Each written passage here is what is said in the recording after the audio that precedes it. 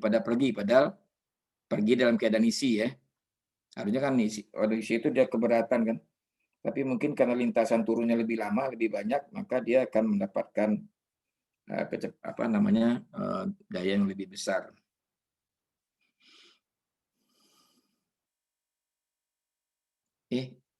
Oh ya ini benar ya. Ini pas nanjak.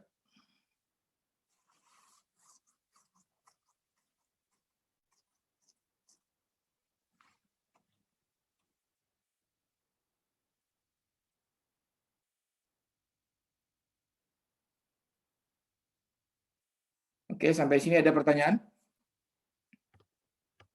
Jadi inilah gunanya kita mengetahui ring pull, mengetahui total resistance, dan mengetahui tadi tenaga penggerak.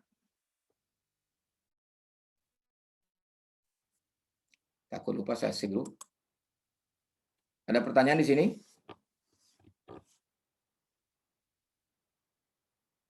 Nggak ada ya?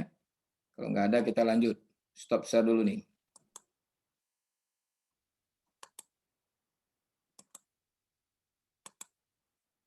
Oke.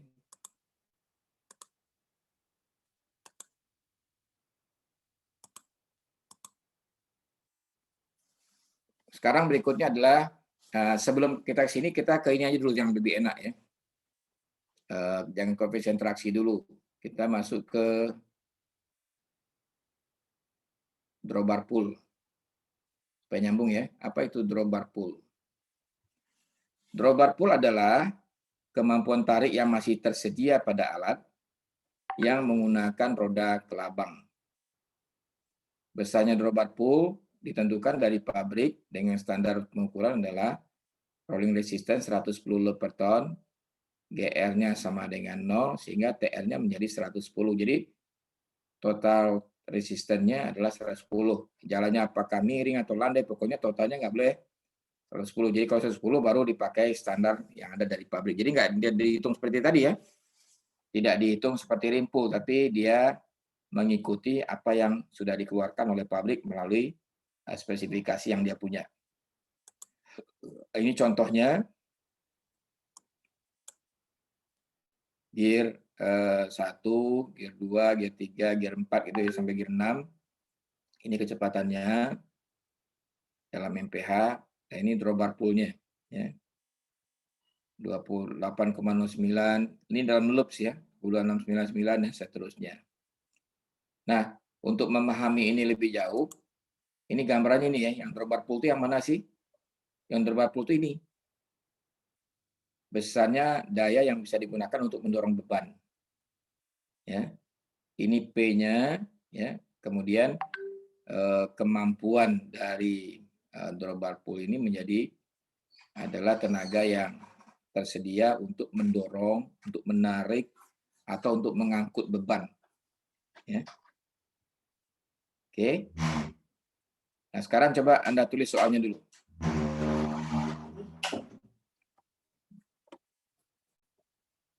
Diketahui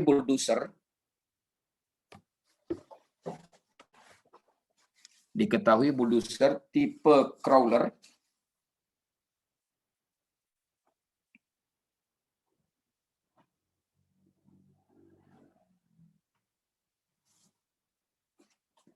dioperasikan pada, kita ambil ini aja ya, pada gear 3.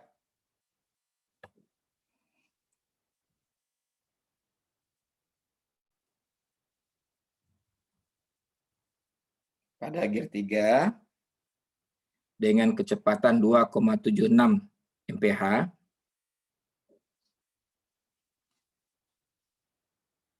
dan drawbar pull 17.265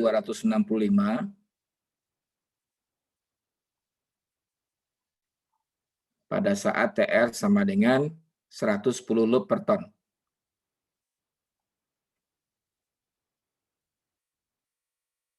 Oke. Bulldozer dioperasikan pada daerah atau pada medan kerja gitu, pada medan kerja, di mana RR sama dengan 12%,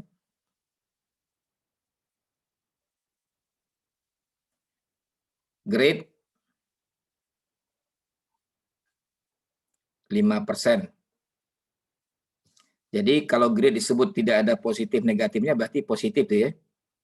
Tapi kalau misalnya grade sama dengan minus 5% berarti itu negatif. Kalau ini tidak ada disebut berarti dia positif. Grade-nya 5%. Bobot isi tanah yang digusur. Bobot isi tanah yang digusur 1.600 kg 1.600 kg per meter kubik.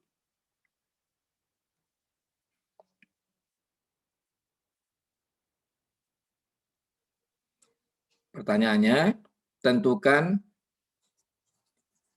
volume gusur dari alat tersebut. Oke, sekarang hitung. Kita gunakan Excel lagi. Ini stop share sini ya.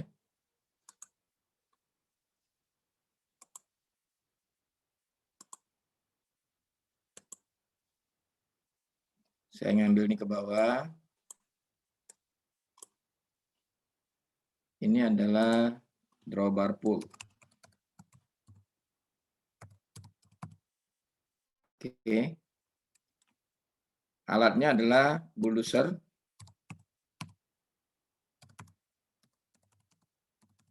Tipe crawler. Di mana gearnya gear 3 ya. 3D. Kemudian rim pull. Berapa rim pullnya? Maaf, drawbar pullnya. Berapa sih itu? 17.265. 265. Ini adalah loops ya. Kemudian drawbar pull sudah, drawbar ininya sudah. Kemudian standar TR-nya 110 load per ton ya.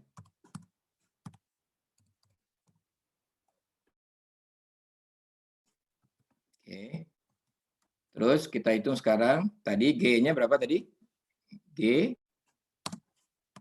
5% ya. Atau menjadi berapa nih GR-nya? 5% atau 50, atau kalau kita jadikan loop jadi berarti berapa ya? 100 ya. 100 loop per ton ya. Terus RR-nya 12%, atau kalau dijadikan loop berarti 240 loop per ton. Gitu ya. Sehingga kita dapatkan TR-nya berapa? Ini ditambahin dengan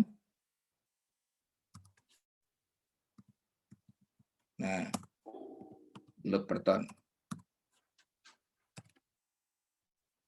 Sekarang berapa besarnya drawbar efektif?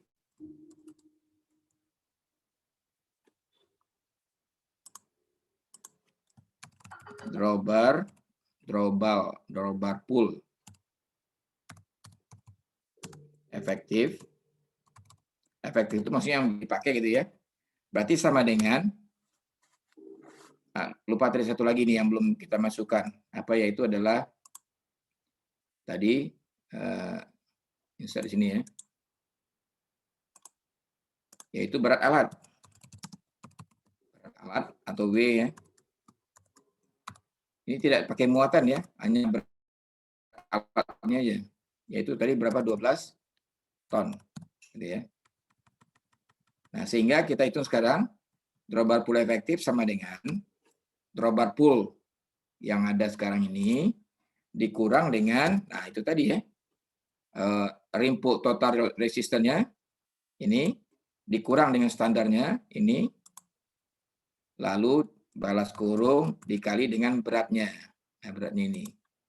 Ya, enter. Jadi efektifnya hanya 14.505 kilogram. Loop ya, bukan kilogram ya. Ya kan? Ini kan dalam loop nih.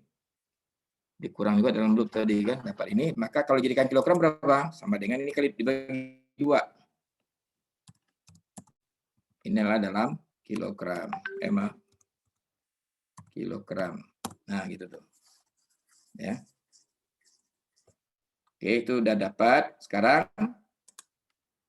bobot isi material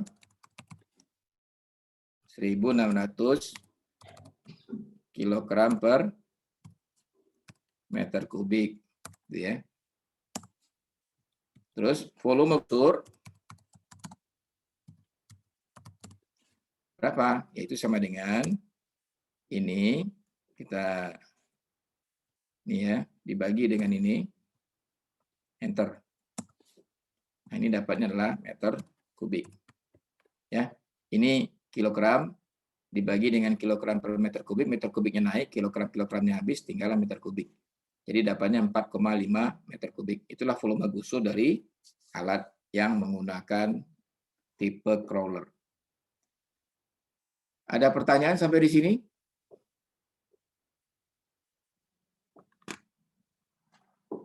Ini hobi banget ya, kayak break crawl itu. Hah? Iya, bentar lagi Pak kayaknya. Ya makanya, ini terpaksa terganggu terus. Yang belum kita pahami itu adalah yang disebut dengan koefisien traksi.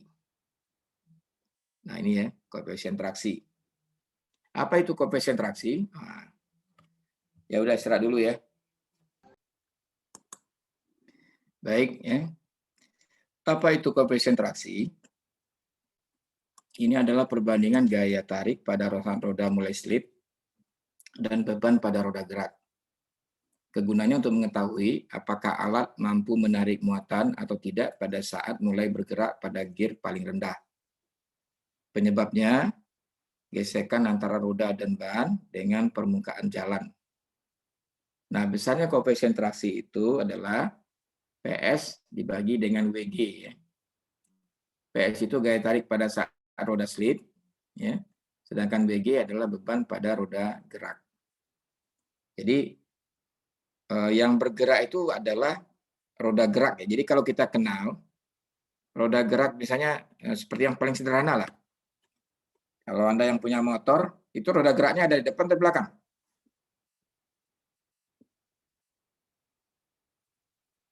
Halo? Belakang, Pak. Di belakang ya. Kalau misalnya kita punya mobil pick up gitu atau mobil minibus gitu, itu roda geraknya depan atau belakang? Ada yang depan, ada yang belakang, Pak. Kalau mobil minibus itu semuanya di belakang gitu ya. Nah yang depan tuh sedan. Ya, kalau sedan biasanya roda geraknya di depan. Buktinya apa? Dia nggak punya gardan. Jadi kalau ada kendaraan yang punya gardan, berarti roda geraknya ada di tempat gardannya itu. Nah, kalau kita lihat dari gambar, ini kira-kira gini ya. Kalau ini truk, maka truk itu terdiri dari asnya ya, ada as depan, as tengah, as belakang. Nah, yang as depan ini disebut dengan roda depan, as tengah ini disebut dengan roda gerak. Jadi garda itu sampai di sini nanti itu. Ya. Nah, ini yang bergerak roda ini yang bergerak. Kalau ini nggak bergerak ini nggak bergerak. Dia bergerak kalau yang ini sudah bergerak gitu ya. Nah, yang belakang ini roda trailer namanya. Untuk mampu menampakkan beban yang lain ya. Nah, terus kalau kita lihat, kalau bayangin ini misalnya truk ini dalam keadaan kosong, maka komposisi beban ya, beban pada roda ini akan seperti ini. Yang paling berat depan, karena depan itu ada mesinnya ya, di sini ada mesinnya. Jadi 50% berat di depan, kemudian di roda-roda yang dua ini adalah 25%, 25%. Nah, ketika kita tambahkan beban, ini yang garis hitam ini ya, kita tambahkan beban di sini, atau ada muatannya, maka berat distribusi beratnya bergeser. Ini dalam keadaan isi ya, 40% di belakang, 40% di belakang ini, depannya hanya tinggal 20%. Kebayang ya? Jadi penambahan beban tadi membuat beban itu pindah ke belakang. Nah, yang kita sebut dengan WG itulah ini, beban pada saat di sini. Ya. Jadi inilah ketika roda ini menggelinding, ya. Nah, itu yang dicatat berapa besarnya P-nya. Tujuannya apa? Untuk mengetahui apakah alat ini bisa bergerak atau tidak, deh. Atau bisa jalan nggak? Karena kalau ini tidak bisa jalan, maka berarti tahanannya besar. Ya, tahanan besar dipengaruhi oleh apa? Oleh kondisi ban dan permukaan jalan tadi. Nah, itulah yang kita sebut dengan koefisien traksi. Dan nanti akan kita hitung sehingga besarnya koefisien traksi itu dari hasil percobaan ini sangat bervariasi antara permukaan jalan dengan ban. Ya. Kalau ban karet, nah misalnya kalau permukaan jalannya lempung liat kering, ini biasanya yang ada di boropit ya atau di tempat penggalian material. Berarti koefisien traksinya kalau dia menggunakan ban karet antara 0,5 sampai 0,7 ya. Kalau dia menggunakan roda kelabang itu 0,9. Nah, kalau lempung liat basah 0,4 sampai 0,5 dan roda kelabang 0,7.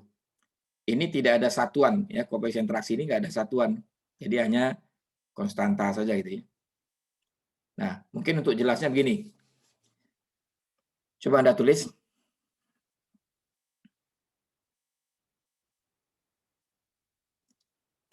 Diketahui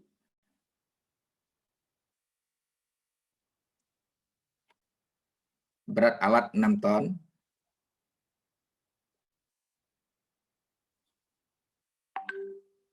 dan berat muatan 6 ton.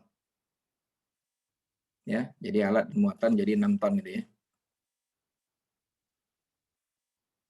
Oke. Beban pada roda gerak dalam keadaan isi 40%, seperti gambar ini ya. Beban pada roda gerak pada dalam keadaan isi 40%.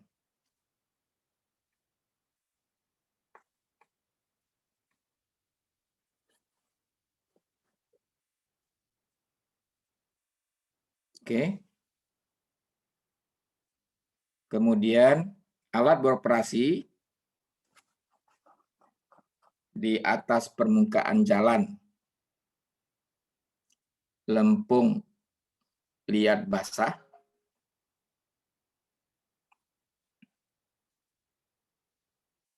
dengan koefisien traksi 0,4.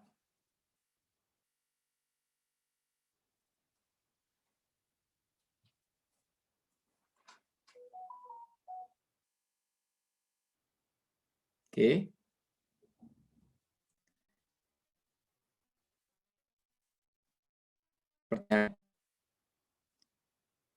Pada gear berapa alat mulai dioperasikan?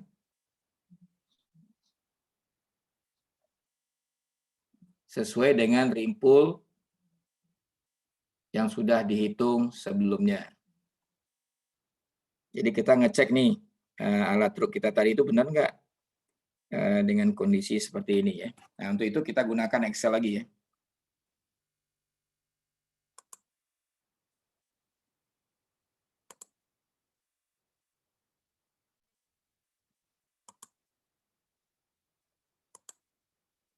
Oke, ini koefisien traksi.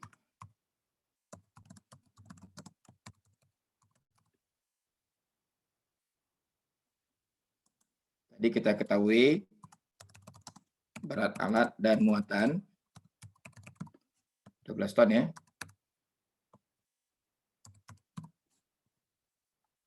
Apa tadi berat alat saja berapa tadi? 6 ton ya.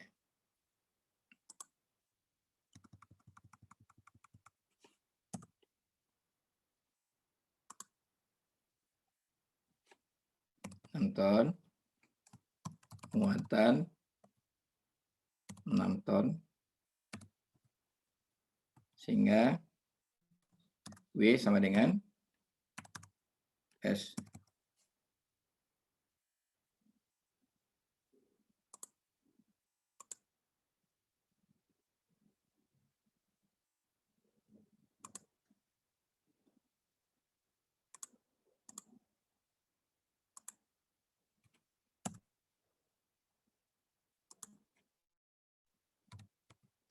Oke. Terus beban pada roda gerak atau WG ya.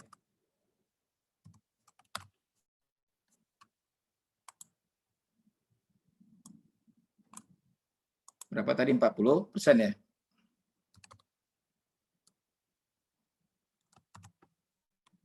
Atau sama dengan ini dikali dengan ini ya. Supaya jadi kilogram per 1000 aja.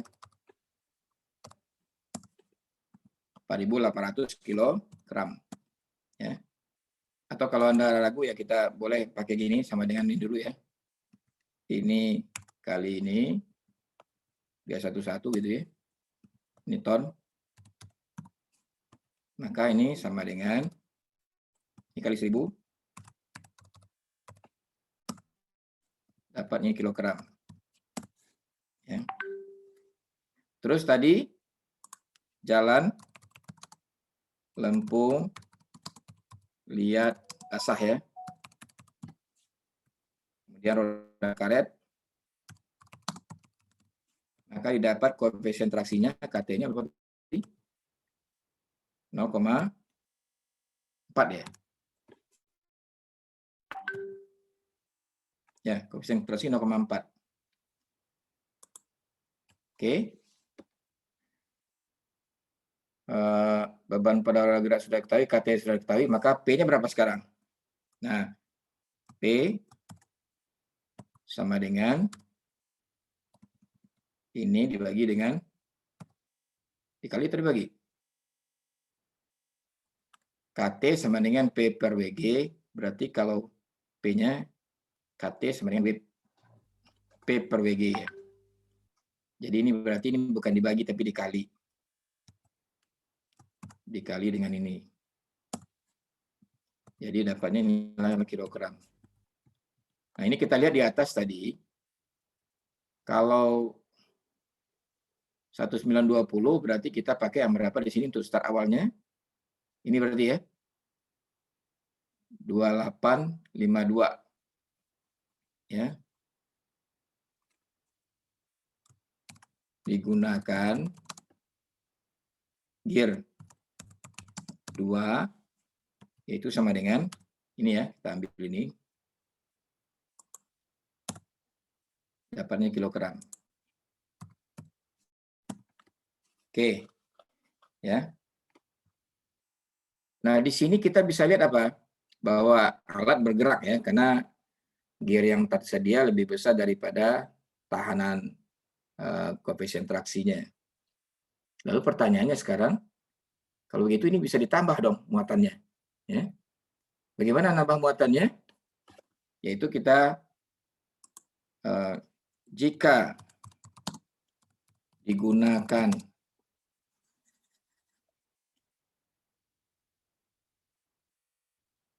apa namanya? Jadi energi sisa jadi sama dengan ini dikurang dengan ini ya. Jadi masih ada energi sekitar 931,32,11 kg. Ini kita gunakan berapa? Misalnya 75%. Maka ini sama dengan ini kita kali 75 kilogram. Sehingga kita dapatkan apa sekarang? Yang 699,8 itu kan itu adalah P-nya sebetulnya ya, gaya tarik yang tersedia. Nah sekarang itu kita konversikan ke muatan, ke WG. WG tambahan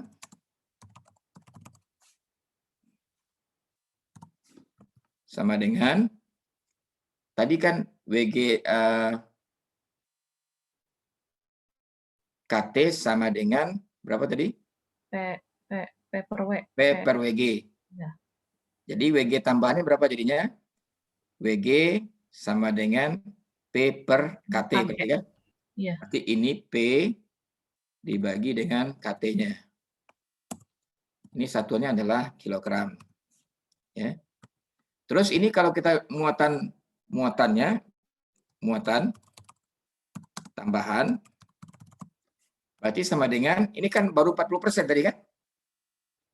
Ya kan? Yang di WG itu kan 40%. Kalau kita jadikan 100% berapa? Berarti ini sama dengan? 60%. Hah? 60%? Kan Ini dibagi dengan 40% kan? oh, Ya kan? ya. Sehingga dapatnya ini kilogram. Ya. Lalu kita ketahui tadi bobot isi tanah 1.600 ya. Kilogram per meter kubik. Sehingga volume tambahan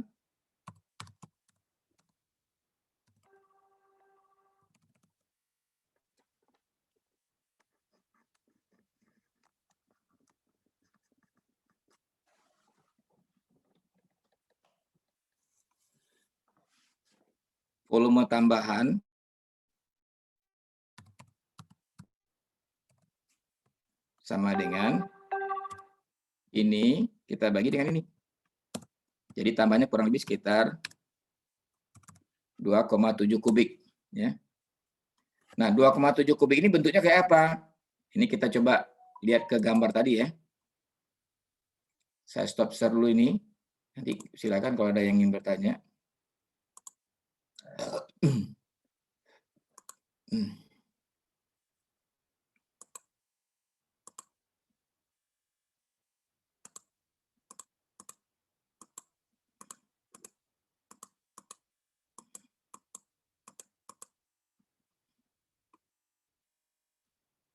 ini ya. Jadi kita bisa tambahkan papan di sini. Nah, sehingga dengan tambah papan, ini muatannya bisa ditambah di sini. Nah, itulah yang besarnya tadi tambahnya sekitar 2,7 kubik.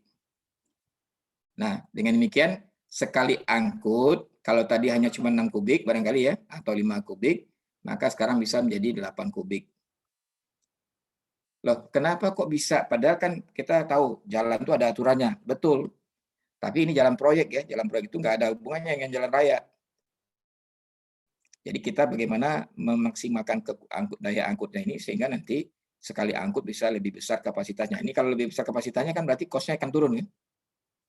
Banyak yang bisa dibawa, tentu cost-nya akan turun, unit cost-nya akan turun. Gitu. Nah, inilah cara kita dalam rangka untuk memanfaatkan daya yang tersisa dari koefisien traksi ini. Sampai di sini ada pertanyaan?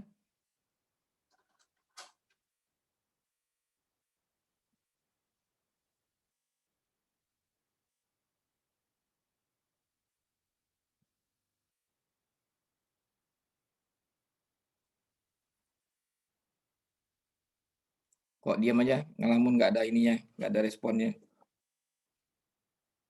Kalau nggak jelas tanya. Pak, Ya. sebenarnya tadi yang di itu saya masih belum kurang paham Pak yang tadi Bapak bilang itu, yang di Excel-nya Pak. Oke, kita ke Excel lagi ya.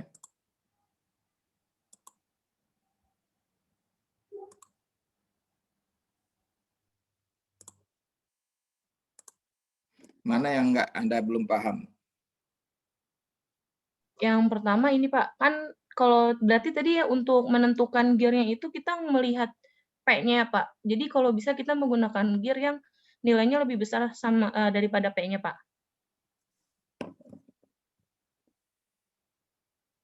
Ya, karena kalau lebih kecil berarti nggak bisa narik dia.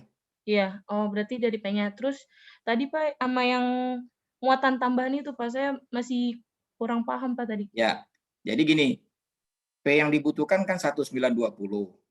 Sedangkan yang tersedia pada alat adalah pada G2 ya, rimpul yang tersedia adalah 2852. Itu yang paling yang di atas yang 1920 ya. Nah, sehingga di situ masih ada tersisa energi atau daya rimpulnya sebesar 932 kg. Oke. Lalu kita gunakan energi yang lebih tadi, nggak semuanya. Ya, anggap aja kita pakai 75% saja. Sehingga dapatlah 699,08 kg. Itulah daya yang ada tersedia yang sebetulnya bisa kita manfaatkan untuk nambah beban gitu. Menambah muatan maksudnya. Ya Pak. Ya. Nah, itu makanya tadi ini kan sama dengan P nilainya sebetulnya tuh. Kalau kita gambarkan dalam rumus KT itu ini adalah P-nya 699. Tapi P-nya P tambahan maksudnya ya. Karena P yang awalnya sudah ditangani oleh gear yang tadi 1920 tadi ya. Terus 699 ini kita jadikan WG, maka itu berarti kita kan kalau KT itu sama dengan P per WG, sehingga WG-nya adalah KT dikali dengan P, ya kan? KT-nya 0,4, P-nya 699, dapat 1747. Terus itu adalah WG, beban pada roda gerak. Padahal kalau keseluruhannya berapa? Itu kan kapasitas seluruh daripada alat, kan? Ya. Ini kan 40% yang WG-nya tadi. Nah, sehingga kalau menjadikan muatan seluruhnya adalah 1747 dibagi dengan 0,4 atau dibagi dengan 40%. Ya, sehingga muatan tambahnya menjadi 4.369. 4.369 ini kalau kita rubah menjadi volume, ini kan dalam berat ya, kita rubah jadi volume, kita tahu tanah itu atau material itu misalnya bobot isinya itu 1.600. Nah, sehingga kita tinggal 4.369 dibagi 1.600, dapatlah sekitar 2,7 kubik. Nah, itulah yang menjadi beban tambahan untuk diangkut. Kira-kira begitu. Ya Pak, makasih Pak. Ya. Yang lain?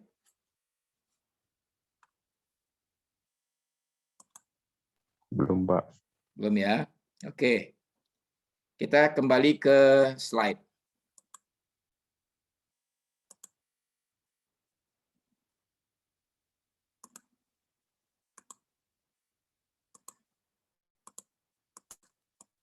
Ini sudah, drawbar push sudah tadi, tenaga penggerak juga sudah. Nah, sekarang pengaruh ketinggian. Apa itu yang dimaksud dengan pengaruh ketinggian? Kan kita tahu ya, daya mesin itu disebut dengan HP. HP itu jadi daya mesin itu mesin itu dipengaruhi oleh oksigen. Kalau nggak ada oksigen, bahan bakarnya nggak akan menyala. Ya. Jadi kerapatan oksigen itu sangat berpengaruh pada performa daripada mesin. Ya. Nah, sekarang oksigen sendiri bagaimana? Kalau kita lihat di bumi ini, makin dekat ke permukaan laut, itu oksigennya tekanannya cukup gitu ya, atau normal. Nah, kondisi normal ini ternyata setelah diselidiki adanya di antara 0 sampai 1000 feet. 1 feet itu sekitar 0,3 meter ya. Jadi kalau 1000 feet ya sekitar 310 meteran lah gitu kira-kira. Jadi antara permukaan laut sampai ketinggian 300-an itu oksigennya normal. Bukti normalnya Anda bernafas tenang-tenang aja ya, nggak sesak, nggak kekurangan oksigen gitu ya. Nah, kalau lebih dari itu, mulai terjadi pengurangan kerapatan oksigen. Nah, itu sangat tergantung nanti dari jenis mesin ya. Karena mesin ini kemampuan dia menangkap oksigen itu yang menentukan sebetulnya. Nah, kalau digambarkan, nah ini kira-kira. Jadi, ini muka air laut ya. Ini 1000 feet pertama. Ini normal. Tapi 1000 feet berikutnya mulai berbeda. Perbedaannya di mana? Nah, ini kalau kita larikan. Kalau mesin diesel, ini makin ke atas itu setiap 1000 feet berkurang 1%. Sedangkan kalau bensin, nah bensin lebih parah lagi. Makin ke atas dia akan berkurang 3%. Jadi tenaganya makin lama makin berkurang. Gitu. Nah, oleh sebab itu ini perlu kita ketahui, itu alat kita beroperasi di ketinggian berapa. Sehingga nanti kita akan bisa menghitung kemampuannya atau kekuatannya berdasarkan rimpul yang berdasarkan HP yang efektif yang tersedia sesuai dengan ketinggian yang ada. Nah, untuk lebih jelasnya coba Anda tulis soalnya. Diketahui alat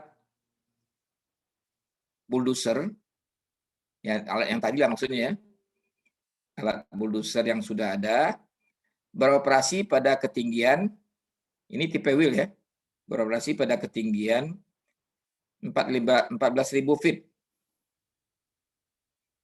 14.000 feet itu tinggi loh ya. Jadi sekitar 5.000 meter. 5.000 meter udah setinggi Himalaya itu ya. Ya kurang lebih kira-kira begitulah. Jadi anggap aja lah dia berada di ketinggian seperti itu. Mesin diesel, ya, dayanya tadi berapa? 120 ya, 120 HP. Tentukan daya efektif pada daerah operasi tersebut. Nah, di sini menghitungnya menggunakan ini ya. Daya efektif sama dengan TE. TE itu adalah HP-nya tadi, daya mesinnya tadi, dikali dengan ketinggian daerah operasi KT, dikurang 1000. Karena kenapa dikurang 1000? Karena tadi yang 1000 feet bawah itu kan normal ya. Jadi 14.000, yang 1000 normal. Lalu dibagi per 1000 itu karena setiap kenaikan 1000 nanti berkurang. Kalau diesel tadi kurangnya berapa? Tadi 1% itu ya. Nah, itu kita sebut dengan I. Ya. I-nya sama dengan 1%. Lalu dikali dengan daya totalnya, nah, sehingga nanti dapatlah daya efektif. Nah, untuk lebih jelasnya kita gunakan Excel aja supaya mudah ya. Ini stop share dulu.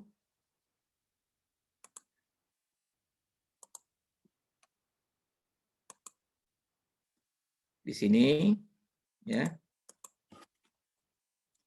Alat pengaruh ketinggian ya, kita tulis pengaruh ketinggian dulu, pengaruh ketinggian.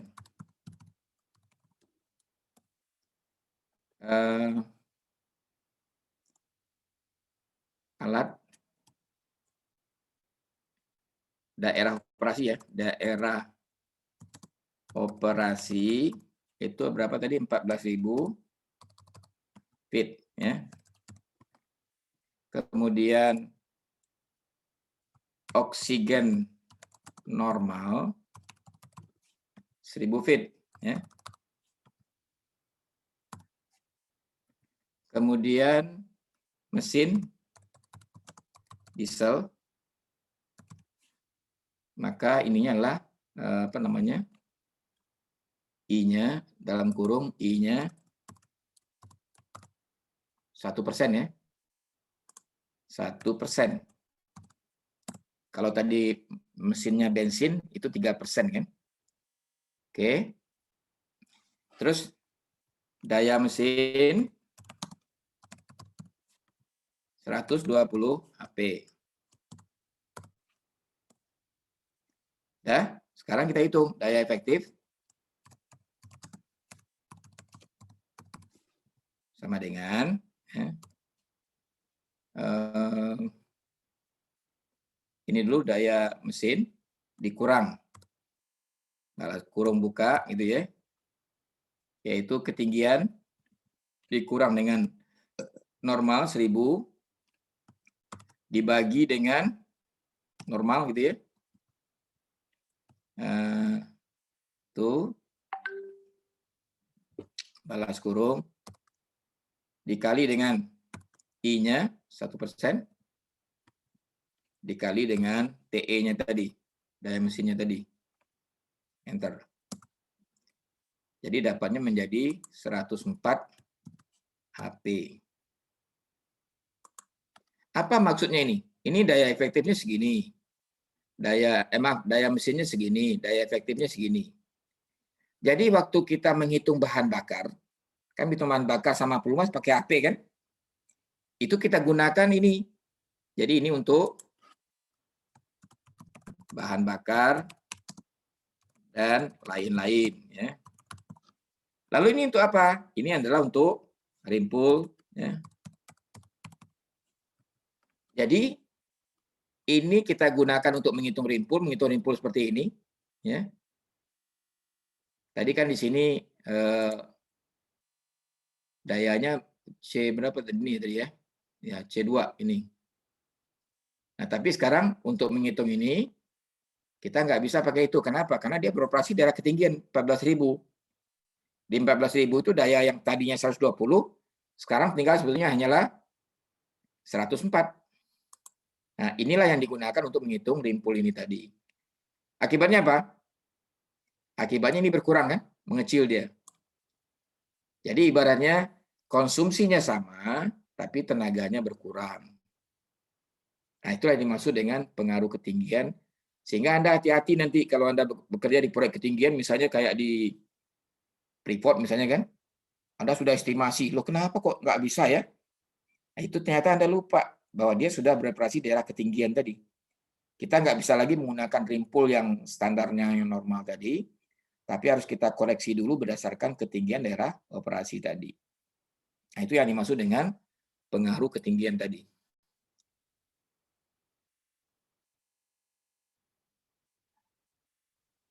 Ini saya kasih warna dulu biar nggak lupa nanti ya. Pengaruh ketinggian, terus ini koefisien traksi gitu ya. Terus ini tadi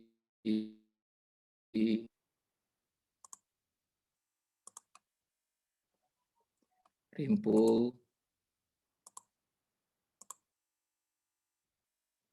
Ini oh ya ini total resistance tadi ya.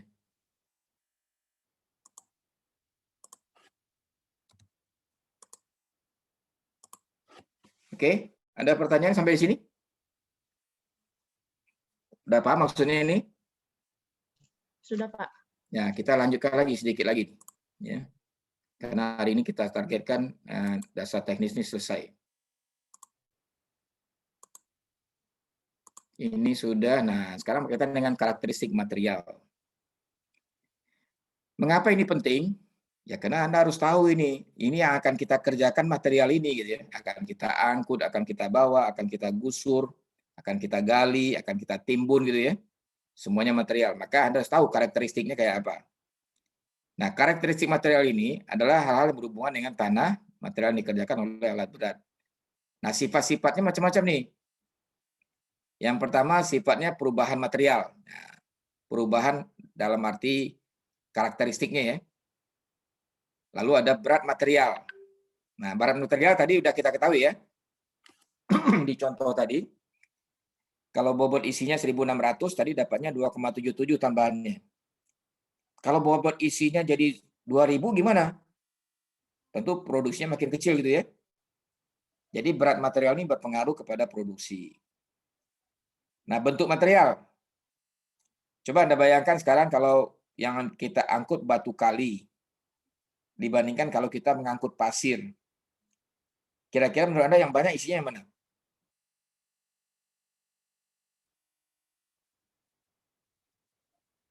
Banyak isinya pasir ya. Kenapa? Karena rongga antara satu material dengan material lain tidak besar. Tapi kalau kita angkut batu kali kan dia berbongkah-bongkah tuh, ya. Sehingga banyak daerah-daerah kosong yang ada di dalam angkutan tadi. Jadi bentuk material ini berpengaruh.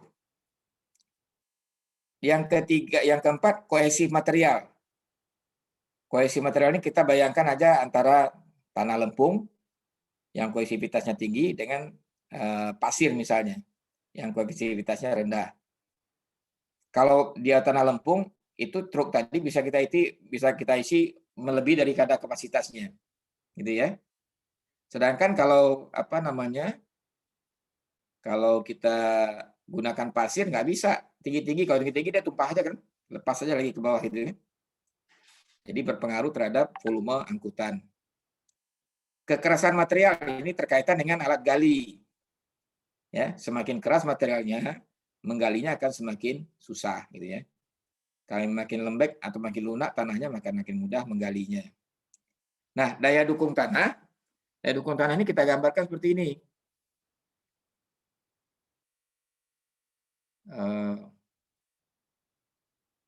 Atau di sini tadi ya. Nah, ini daya dukung tanah nih, ya. Jadi kalau P-nya, ya tekanannya P, maka kalau bentuk rodanya itu adalah berbentuk kelabang seperti ini, maka rumusnya adalah T tekanan ke muka tanah ini adalah T sama dengan P per A. Anda lihat ya, T per A, berarti kalau A-nya besar, T-nya kecil kan? Kalau tekanannya ke bawah kecil, akibatnya tanah dia masih bisa, alatnya masih di atas.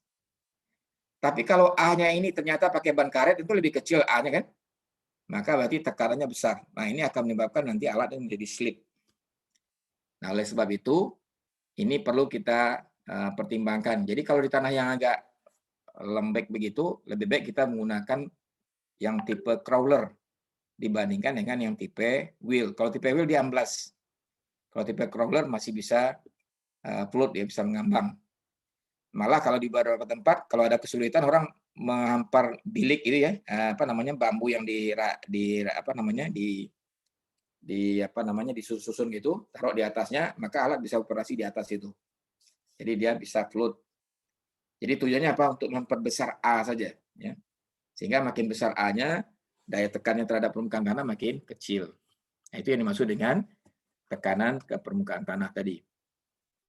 Nah, saya masuk ke yang pertama lagi sekarang. Jadi ini 1, 2, 3, 4, 5, 6 sudah ya. Perubahan material. Nah, ini kita lihat di sini. Jadi ini tempat kita gali namanya boropit, tempat kita nimbun namanya boro material. Nah, kita ambil ya, Anda bayangin nih, kita ambil 1 meter kubik di boropit, maka itu kita sebut dengan 1 meter kubik ukuran asli, ukuran keadaan asli. Kemudian kita masukkan lagi yang 1 meter kubik ini ke dalam ke dalam truk. Maka kalau kita ambil 1 meter kubik dari sini, namanya adalah 1 meter kubik ukuran keadaan lepas. Sampai di lokasi kita urukan, kita padatkan, lalu kita ambil 1 meter kubik, maka namanya di sini adalah 1 meter kubik ukuran keadaan padat. Jadi Anda harus ingat ya, pada saat digali namanya asli, pada saat di truk berubah menjadi lepas, pada saat di penimbunan itu dalam keadaan padat. Nah, ini 3 ini nggak boleh lupa. Terus, kalau dari, coba Anda berimajinasi lah ya, Anda ambil 1 kubik asli, Anda masukkan ke dalam truk. Kira-kira di truk dia akan jadi tetap 1 kubik atau dia akan lebih besar dari 1 kubik? Kurang, Pak. Hah? Kurang.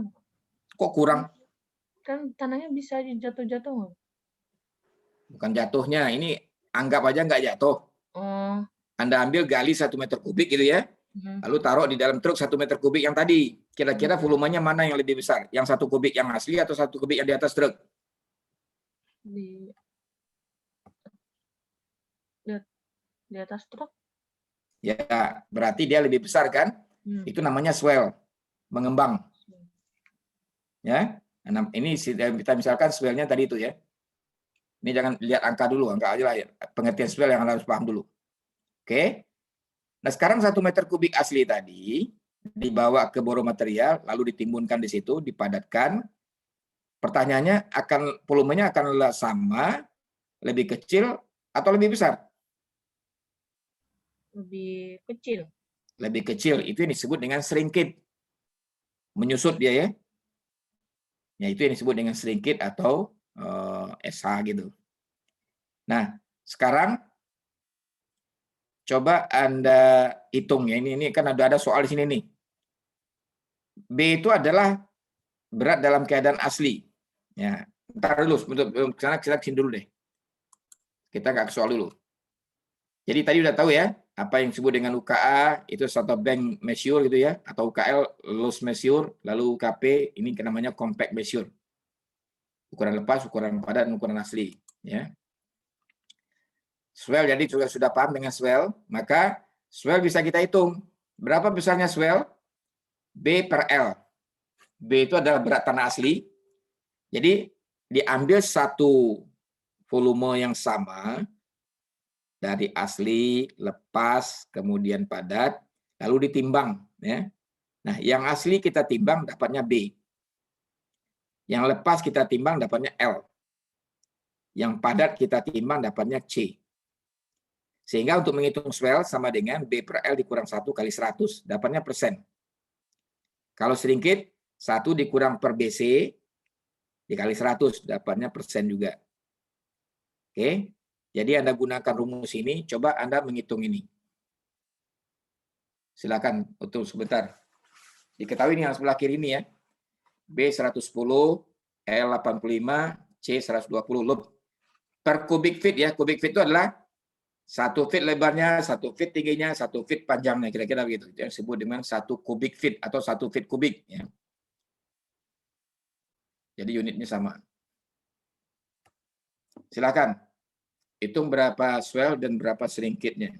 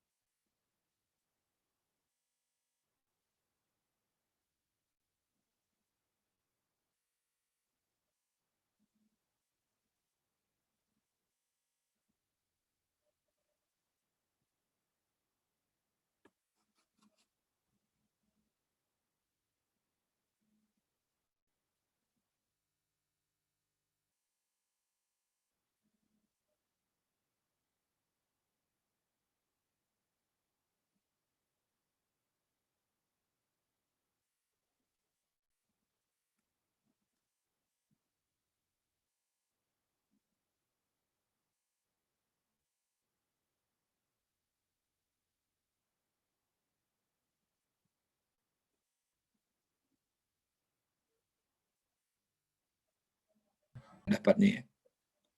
Kita butuh menguruk lubang ini 280.000 meter kubik. Pertanyaan saya, berapa yang harus Anda gali dari borepit dan berapa volume yang harus Anda angkut dengan menggunakan truk? Jadi pertanyaannya adalah volume gali dan volume angkut. Gitu ya. Silakan dihitung. Itu bukan untuk dikumpulkan, tapi Anda coba menghitungnya. Supaya Anda paham bahwa ternyata volume padat, volume gali, dan volume angkut itu nggak sama. Gitu ya. Itulah yang harus Anda pahami di dalam kasus ini. Ya, saya kira itulah materi yang kita bahas hari ini. Dan kalau masih ada pertanyaan, silakan.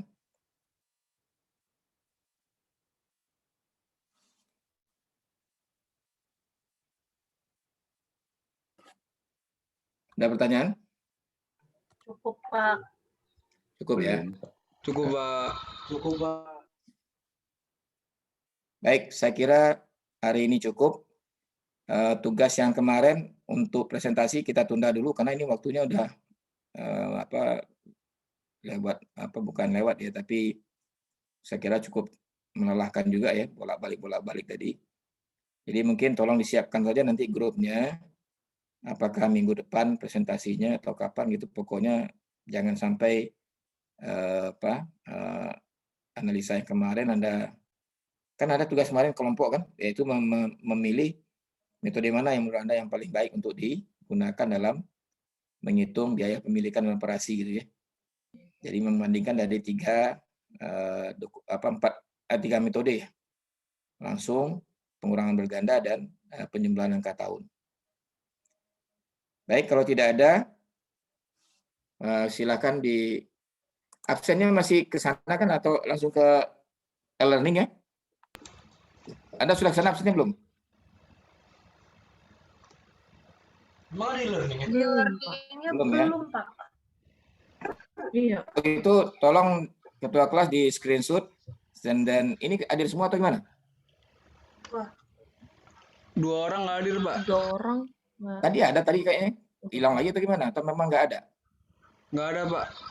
Oke, tolong dikirim ke saya ya. Yang nggak hadir siapa? Iya, Pak, siap. Silakan dipoto dulu.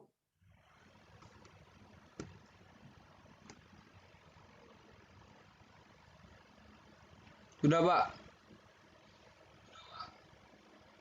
Oke. Jangan lama-lama kirim ke saya supaya bisa segera juga kirim ke Mas Salim untuk dimasukkan ke dalam e-learning-nya. Oke, Pak. Terima kasih untuk hari ini ya. Selamat istirahat, terus jangan lupa jaga kesehatan. Assalamualaikum warahmatullahi wabarakatuh. Waalaikumsalam. Waalaikumsalam warahmatullahi wabarakatuh.